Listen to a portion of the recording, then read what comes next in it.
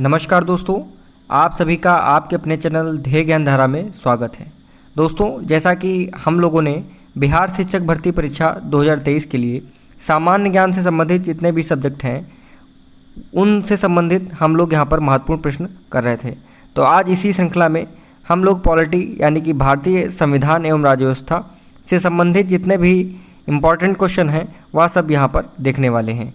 दोस्तों, यह वीडियो आपके लिए एक फटाफट रिवीजन टाइप का वीडियो रहेगा जिसमें आपको पॉलिटी के महत्वपूर्ण प्रश्न देखने को मिलेंगे। दोस्तों, आप अपनी किताबों का सहारा लिए होंगे, अच्छे से पढ़ाई कर रहे होंगे। एग्ज़ाम के कुछ ही दिन बाकी हैं, इसलिए आपको यह वीडियो आपको केवल रिवीजन के तौर पर ही देखना है। तो चलिए स्टार्ट करते हैं आज का सेशन। दोस्तों, प्रश्न है कि डॉक्टर राजेंद्र प्रसाद को संविधान सभा का सभापति चुना गया था। आपको डेट बताना है। सितंबर 1946 ए ऑप्शन में दिया गया है, बी ऑप्शन में अक्टूबर 1946, सी ऑप्शन में नवंबर 1946, डी ऑप्शन दिसंबर 1946 और ई ऑप्शन इनमें से कोई नहीं या इनमें से एक से अधिक। दोस्तों, इस प्रश्न का जो सही उत्तर हो जाएगा वह हो जाएगा ऑप्शन नंबर डी, दिसंबर 1946। दिसंबर 1946 को डॉक्टर राजेंद्र प्रसाद को संविधान सभा का सभापति चुना गया था। आप सभी को ध्यान रखना है। दोस्तों, यदि हम लोग देखें तो संविधान सभा की जो प्रथम बैठक हुई थी वह हुई थी 9 दिसंबर 1946 को, ठीक है, जिसमें अस्थायी अध्यक्ष चुना गया था किसे? सच्चिदानंद सिन्हा को। यह ध्यान रखना है, या परमानेंट सदस्य अध्यक्ष नहीं थे या अस्थायी सदस्य थे। कौन? सच्चिदानंद सिन्हा। लेकिन जो स्थायी सदस्य थे वह थे डॉक्टर राजेंद्र प्रसाद, ठीक है।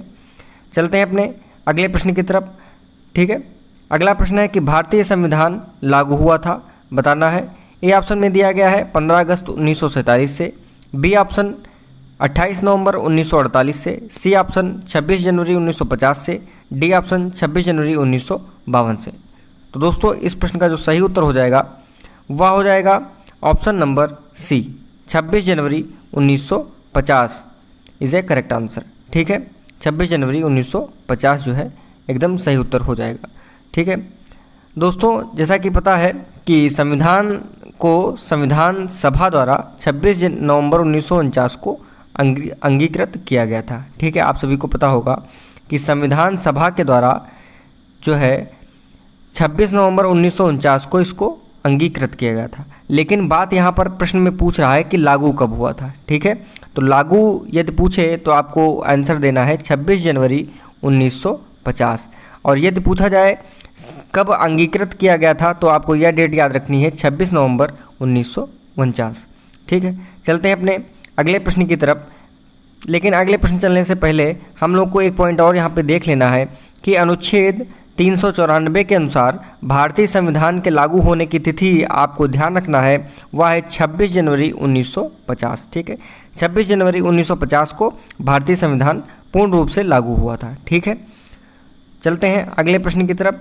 प्रश्न है संविधान सभा की प्रांतीय संविधान समिति के अध्यक्ष कौन थे? 5 ऑप्शन दिए गए हैं आपके सामने। ए ऑप्शन दिया गया है सरदार पटेल, बी ऑप्शन के Munshi, C option Surya Sen, D option भूला भाई देसाई और ई ऑप्शन जैसा कि आप सभी जानते हैं उपयुक्त में से कोई नहीं या फिर उपयुक्त में से एक से अधिक। तो इस प्रश्न का जो सही उत्तर हो जाएगा वह हो जाएगा आपका option number A, Sardar Patel. Sardar Patel जो है वह प्रांतीय संविधान समिति के अध्यक्ष थे। तो A option is a correct answer, ठीक है। दोस्तों, यदि प्रारूप समिति के अध्यक्ष पूछा जाए, यहाँ पर तो प्रांतीय संविधान समिति के अध्यक्ष पूछा गया तो आपके सरदार पटेल हो गए। लेकिन यदि प्रारूप समिति के अध्यक्ष पूछा जाए तो आपको ध्यान रखना है डॉक्टर भीमराव अंबेडकर प्रारूप समिति के अध्यक्ष थे, ठीक है। अगला प्रश्न है कि आर्थिक रूप में पिछड़ों को आरक्षण देने हेतु संविधान में किन अनुच्छेदों को सम्मिलित किया गया था? बहुत ही महत्वपूर्ण प्रश्न है। ए ऑप्शन में दिया गया है आर्टिकल 15 फोर्थ एवं 16 फोर्थ, बी ऑप्शन में आर्टिकल 15 सेकेंड एवं 16 सेकेंड, सी ऑप्शन में आर्टिकल 15 थर्ड एवं 16 थर्ड, डी ऑप्शन में आर्टिकल 15 सिक्स एवं 16 सिक्स, ठीक है। तो इस प्रश्न का जो सही उत्तर हो जाएगा वह हो जाएगा option number D. Option number D आपका सही उत्तर हो जाएगा। आर्टिकल 15 के 6 सेक्शन में और आर्टिकल 16 के 6 सेक्शन में जो है इनमें ईडब्ल्यूएस संरक्षण को जो है सम्मिलित किया गया था। ठीक है दोस्तों, इसके लिए जो संविधान संशोधन किया गया था, ध्यान रखिएगा, ईडब्ल्यूएस के लिए वह पूछा जा सकता है, तो ध्यान रखना है आपको 130वां संविधान संशोधन के द्वारा ईडब्ल्यूएस आरक्षण प्रदान किया गया है। ठीक है, अगला प्रश्न है कि भारतीय संविधान की किस अनुसूची में भारतीय भाषाओं की सूची शामिल की गई है? ऑप्शन दिए गए हैं, ए ऑप्शन है 5वीं, बी ऑप्शन है 6ठी, सी ऑप्शन है 7वीं या डी ऑप्शन है 8वीं। आप सभी को इस प्रश्न का उत्तर पता होगा, लेकिन इस प्रश्न का जो सही उत्तर है वह है ऑप्शन नंबर डी। ठीक है, क्योंकि भाषाओं को भारत की सूची में शामिल किया गया है अनुसूची में, तो वह 8वीं अनुसूची में भारतीय भाषाओं को शामिल किया गया है। अब प्रश्न बनता है कि कुल कितनी भाषाएं हैं वर्तमान समय में? तो ध्यान रखिएगा, मूल संविधान जब लागू हुआ था, जो मूल संविधान था उसमें केवल भाषाओं की संख्या कितनी थी? 14 या 14, लेकिन वर्तमान समय में जो भाषाएं हैं वह हो गई हैं 22। ठीक है, 22 भाषाएं हैं, आप सभी को ध्यान रखना है। अब यदि बात करें 22 भाषाएं, जो ये 8 भाषाएं जो बढ़ी हैं वह कौन कौन सी हैं, तो आप सभी लोग नोट डाउन कर सकते हैं, उन भाषाओं को मैं बोल रहा हूँ। देखिए, सबसे पहले आपको यदि ध्यान रखना है नई भाषाएं जो ऐड हुई थी 14 भाषाओं के अतिरिक्त, तो सबसे पहले आपको ध्यान रखना है सिंधी भाषा। ठीक है, अब सिंधी भाषा के बारे में बात करें तो आपको सबसे महत्वपूर्ण चीज़ जो ध्यान रखना है वह ध्यान रखना है सिंधी भाषा को 21वें संविधान संशोधन 1967 के द्वारा ऐड किया गया था। ठीक है, मैं फिर से रिपीट कर रहा हूँ, 21वें संविधान संशोधन 1967 के द्वारा सिंधी भाषा को ऐड किया गया था। ठीक है, फिर नेक्स्ट जो भाषा थी आपको ध्यान रखना है 4 भाषाओं को एक साथ ध्यान रखना है, 3 भाषाओं को। जो 3 भाषाएं हैं वह हो जाएंगी कोंकणी, मणिपुरी और नेपाली। ठीक है, इन 3 भाषाओं को ध्यान रखना है, कोंकणी, मणिपुरी और नेपाली। ठीक है, अब बात आए कि इनको किस संविधान संशोधन के द्वारा ऐड किया गया था, तो आपको ध्यान रखना है 71वें संविधान संशोधन के द्वारा 1992 में इन 3 भाषाओं को ऐड किया गया था। कौन सी? कोंकणी, मणिपुरी और नेपाली। अब लास्ट यदि तीसरे नंबर बात करें, जो भाषाएं जोड़ी गई थी वो थी 4। ठीक है, कौन कौन सी थी? बोडो, डोगरी, मैथिली और संथाली। ठीक है, कौन सी? बोडो, डोगरी, मैथिली और संथाली। ठीक है, अब यदि बात करें कि इन 4 भाषाओं को किस संविधान संशोधन के द्वारा ऐड किया गया था, तो वह था 92वां संविधान संशोधन 92 जो है संशोधन अधिनियम 2003 के द्वारा। ठीक है, तो आप ध्यान रख सकते हैं मूल संविधान में 14 और वर्तमान में 22 भाषा। ठीक है, जैसा कि हमने बता दिया 14 यदि हम मूल भाषाओं को देखें तो 15वीं भाषा हो जाएगी सिंधी। ठीक है, फिर मैंने 3 ये भाषाएं कौन सी बताई? कोंकणी, मणिपुरी और नेपाली। ठीक है, तो ये 14 एक 15 हो गई और 15 और 3 18 और लास्ट में जो 4 भाषाएं बताई ये 4 मिलके 22 हो गई। ठीक है, उम्मीद करते हैं आपको इस प्रश्न का व्याख्या समझ में आया होगा। अब चलते हैं अपने अगले प्रश्न की तरफ।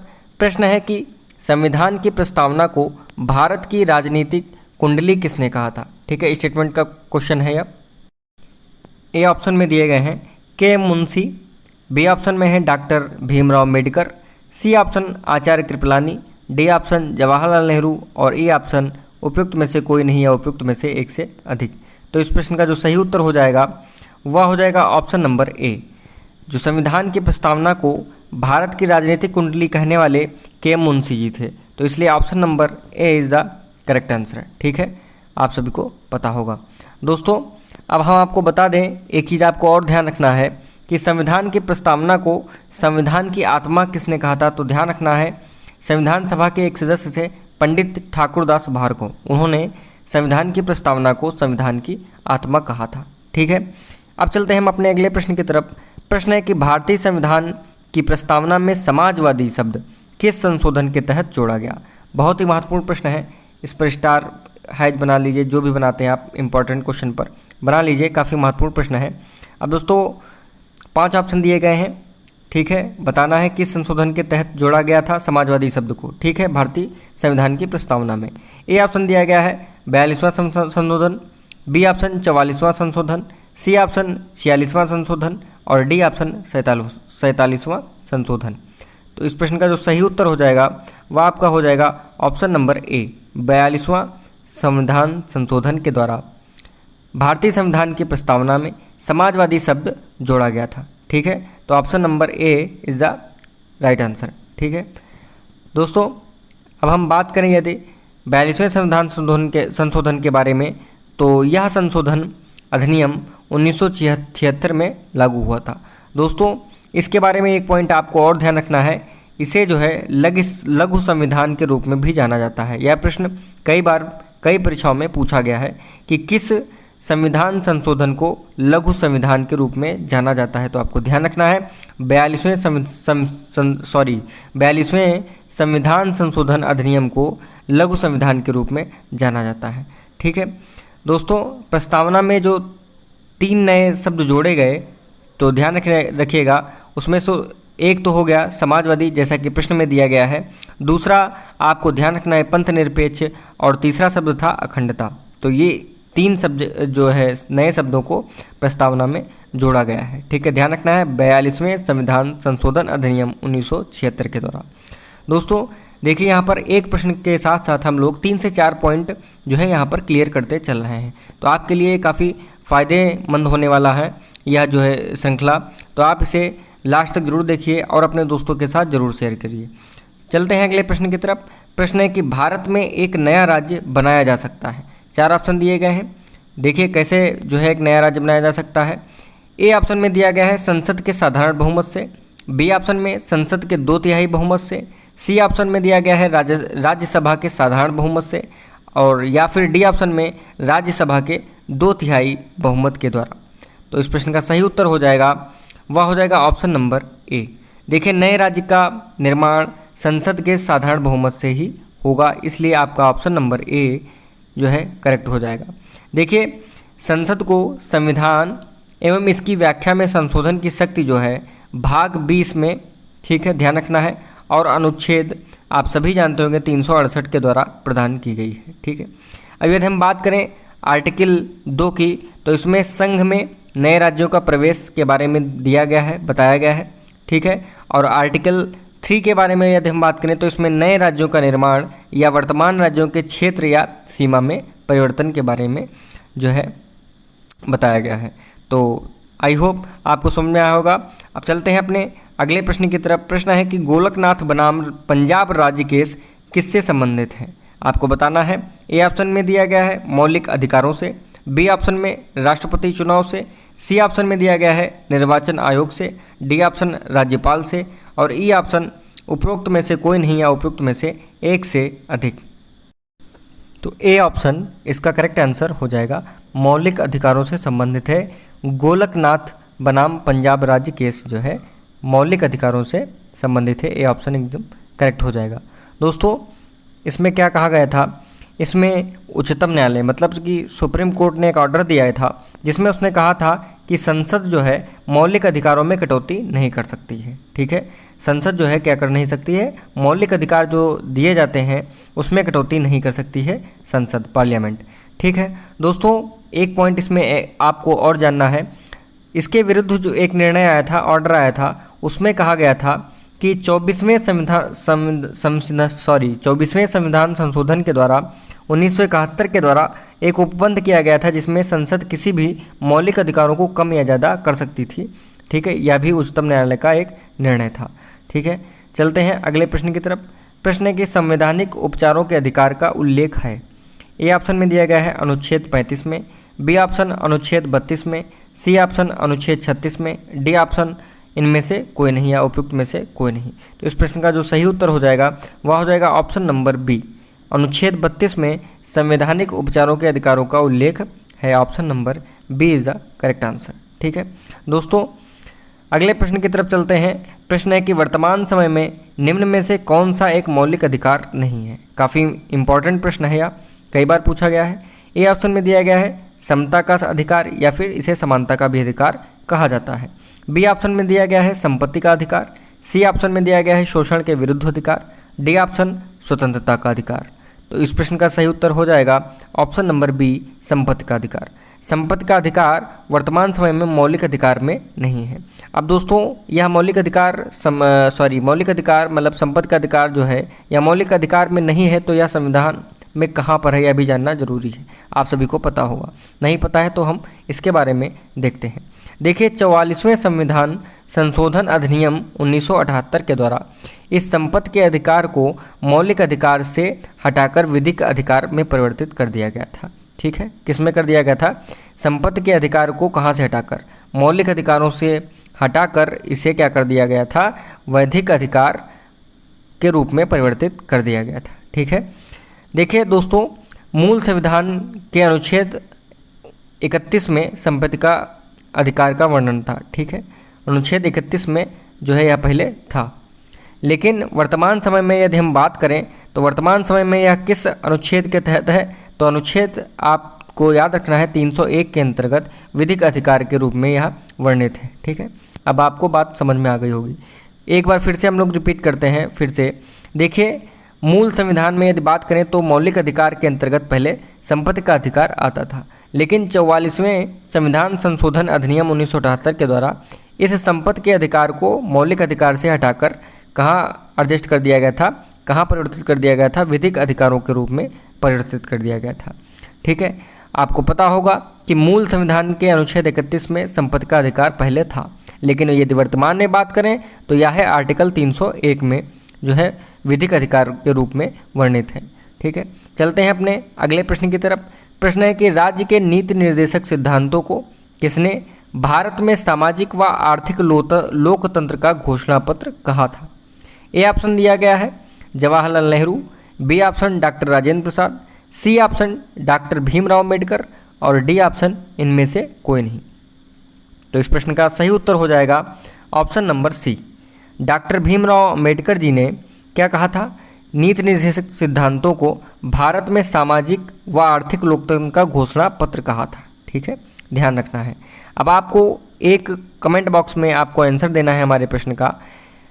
सिंपल सा प्रश्न है कि नीति निर्देशक सिद्धांतों को किन आर्टिकल में रखा गया है? आपको आर्टिकल बताना है कि किस आर्टिकल से स्टार्ट है और किस आर्टिकल पर ख़त्म है राज्य के नीति निर्देशक सिद्धांत। ठीक है, आपको इसको कमेंट बॉक्स में कमेंट करना है सभी को। तो दोस्तों, अगर प्रश्न की तरफ चलें तो हमारा जो सही उत्तर हो जाएगा ऑप्शन नंबर सी।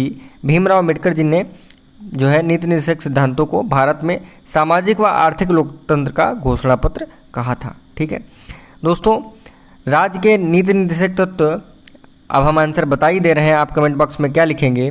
अनुच्छेद 36 से 51 में वर्णित है। ठीक है, और यह कहाँ से लिए गए हैं? तो ध्यान रखना है, ये आयरलैंड के संविधान से लिए गए हैं। ठीक है, काफ़ी इंपॉर्टेंट है।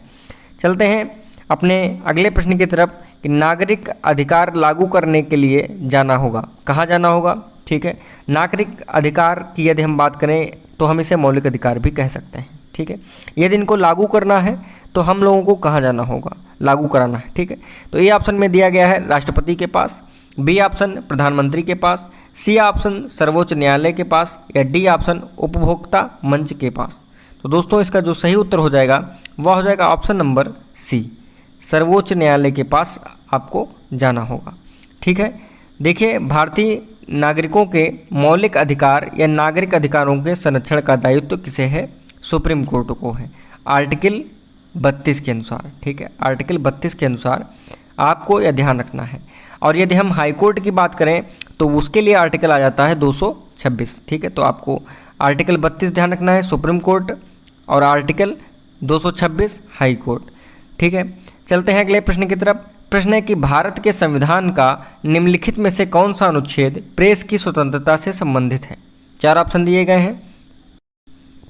ए ऑप्शन दिया गया है आर्टिकल 19, बी ऑप्शन दिया गया है article 20, C option article 21, D option article 22।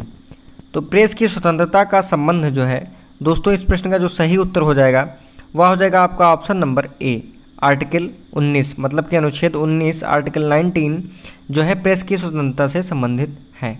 ठीक है, अब यदि हम बात करें कि भारतीय संविधान में प्रेस के लिए स्वतंत्रता का उल्लेख अलग से नहीं किया गया है। ठीक है, बल्कि यह किसके अंतर्गत आ जाता है?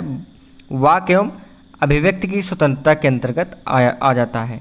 वह भी यदि पूरा आर्टिकल पूछे तो आपको ध्यान रखना है आर्टिकल 19A का ए सेक्शन।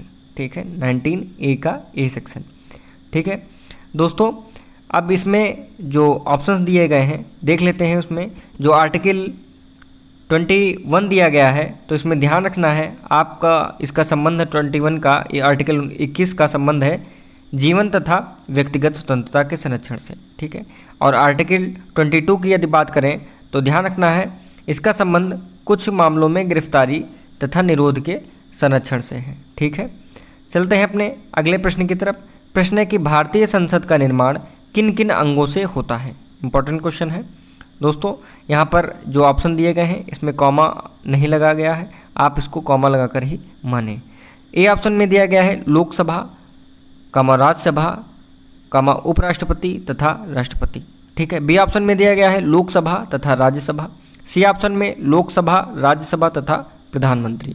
डी ऑप्शन में लोकसभा, राज्यसभा तथा राष्ट्रपति। तो आप सभी को पता होगा कि संसद का निर्माण जो है किन के मिलने से होता है, तो वो होता है लोकसभा, राज्यसभा तथा राष्ट्रपति। इसलिए इसमें जो करेक्ट आंसर हो जाएगा वह हो जाएगा आपका option number D is the correct answer.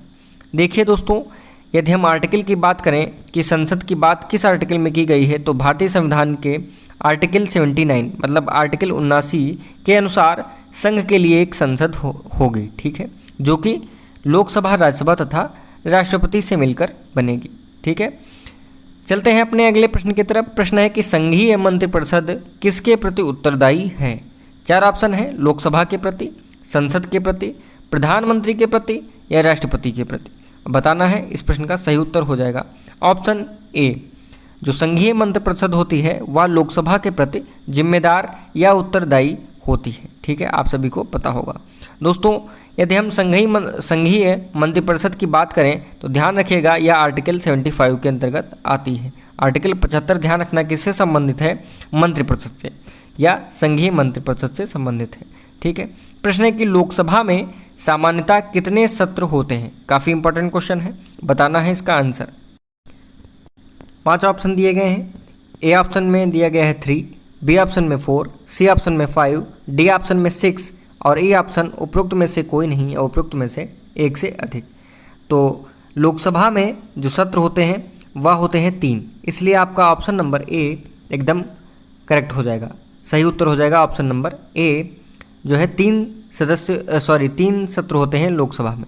दोस्तों अब आपको ध्यान रखना है कि संसद के प्रत्येक सत्र को आहूत करने के लिए कौन आदेश जारी करता है, तो ध्यान रखना है वह जारी करता है राष्ट्रपति, ठीक है।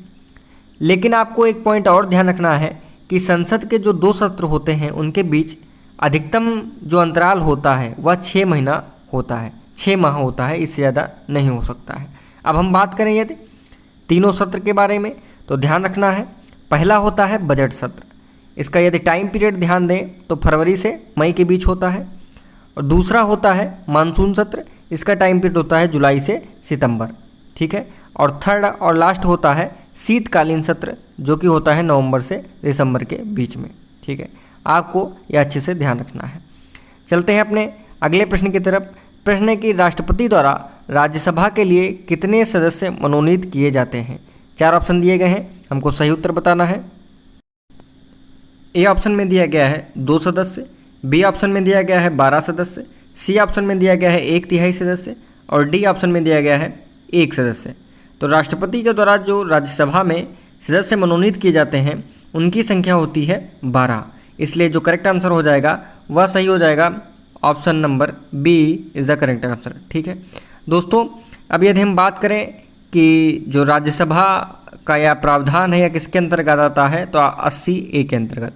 और इससे भी पहले आपको यह चीज़ जाननी थी कि राज्यसभा की जो संरचना होती है उसका उपबंध किस में किया गया है, किस आर्टिकल में, तो वह किया गया है आर्टिकल 80 में।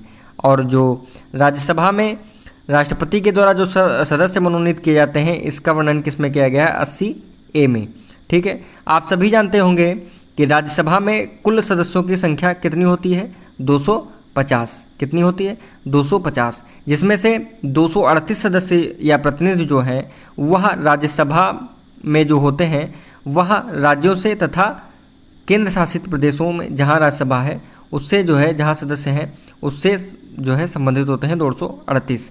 और 12 बाकी के जो बचे हुए 12 जो सदस्य होते हैं उनका नाम निर्देशित करता है कौन, राष्ट्रपति। तो दोस्तों इस प्रकार से आपके यह कुछ महत्वपूर्ण प्रश्न थे पॉलिटी से संबंधित।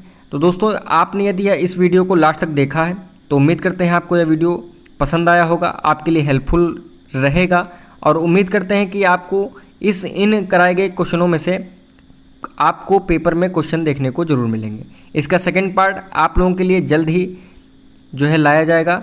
और वीडियो को लास्ट तक देखने के लिए आप सभी का धन्यवाद। इस चैनल पर नए हैं यदि आप, तो आप हमारे इस चैनल को जो है सब्सक्राइब कर लीजिए, लाइक कीजिए इस वीडियो को और अपने दोस्तों के साथ शेयर कीजिए। धन्यवाद।